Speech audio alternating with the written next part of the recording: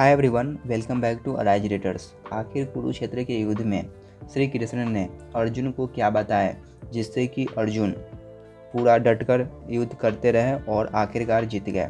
So friends, इस video में मैं आपको बताऊंगा कि आखिर श्री कृष्ण ने कौन से बातें बताई जिसके कारण अर्जुन बड़े सेना से जीत गई। जैसे ही अर्जुन कुरुक्षेत्र के मैदान पर पहुँचे तो वह खुद अपने रिश्तेदार, भाई, गुरु, मामा और मित्र को देखकर अचंभित हो गए और उन्हें युद्ध करने की इच्छा नहीं हो रही थी। बट यहाँ पे श्री कृष्ण ने अर्जुन को कुछ धर्म और सच्चाई की बातें बताई। ये युद्ध अर्जुन और धृतराष्ट्र के पुत्रों के बीच था। वास्तव में धृतराष्ट्र और पांडव के पुत्र एक ही वंशज के थे, बट धृतराष्ट्र अपने ही पुत्र को वंश के अधिकारी बनाना चाहता था और पांडव के पुत्र को वंश के अधिकारी से अलग कर देना चाहता था और कर दिया था। धृतराष्ट्र जन्म से ही अंधा था। युद्ध पांडव और कौरवों के पुत्र के बीच हो रहा था और एक और पांडव के पुत्र के साथ श्री कृष्ण स्वयं थे जो अर्जुन के साथ दे रहे थे सारथी बनकर, और दूसरी तरफ कौरव की विशाल सेना जिसमें दुर्योधन, द्रोणाचार्य, भीष्म पितामह और अर्जुन के रिश्तेदार, मित्र, गुरु भी थे, जिस कारण अर्जुन युद्ध करना नहीं चाहता था। अर्जुन ने कहा, हे कृष्ण, इस युद्ध में अपने ही स्वजनों का वध करने से न तो मुझे कोई अच्छाई दिखती है और न मैं उससे किसी प्रकार की विजय, राज्य या सुख की इच्छा रखता हूँ। सो कृष्ण ने कहा, तुम शोक करने योग्य नहीं हो। जो विद्वान होते हैं वे न तो जीवित के लिए न ही मृत के लिए शोक करते हैं। कृष्ण बताते हैं कि जिस तरह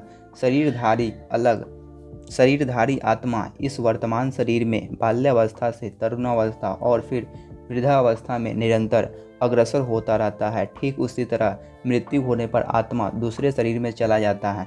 आत्मा अमर है, वह कभी भी नहीं मरता, बस वह शरीर को त्याग करता है और दूसरे शरीर में प्रवेश करता है। जो इस जीवात्मा को मारने वाला समझता है और जो इसे मरा हुआ समझता है वे दोनों ही अज्ञानी हैं। बिकॉज आत्मा न तो कभी मरता है और न ही मारा जाता है। इस आत्मा को न तो जलाया जा सकता है और न ही सुखाया जा सकता है और न ही भिगोया जा सकता है जल के द्वारा। श्री कृष्ण एक श्लोक बताते हैं, जातस्य ही ध्रुवो मृत्यु ध्रुवम जन्म मृतस्य च तस्माद् परिहार्यथे न त्वं शोचितु महर्षि। मतलब, जिसने जन्म लिया है उसकी मृत्यु तो निश्चित ही है, उसके बाद पुनर्जन्म भी निश्चित है।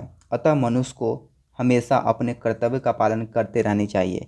कृष्ण अर्जुन को बताते हैं कि क्षत्रिय होने के नाते अपने धर्म का विचार करते हुए तुम्हें जानना चाहिए कि धर्म के लिए युद्ध करने से बढ़कर तुम्हारे लिए अन्य कोई कार्य नहीं है। अतः तुम्हें संकोच करने की आवश्यकता नहीं है। भगवान कृष्ण कहते हैं, क्रोध से पूर्ण मोह उत्पन्न होता है और मोह से स्मरण शक्ति भ्रमित हो जाती है और बुद्धि नष्ट हो जाती है, और जब बुद्धि नष्ट हो जाती है तो मनुष्य का अंत निश्चित है।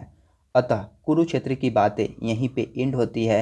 आई होप यह इन्फॉर्मेशन एंड नॉलेजेबल बातें आपको दिल छू गई होगी एंड इससे कुछ इंस्पायर आप हुए होंगे।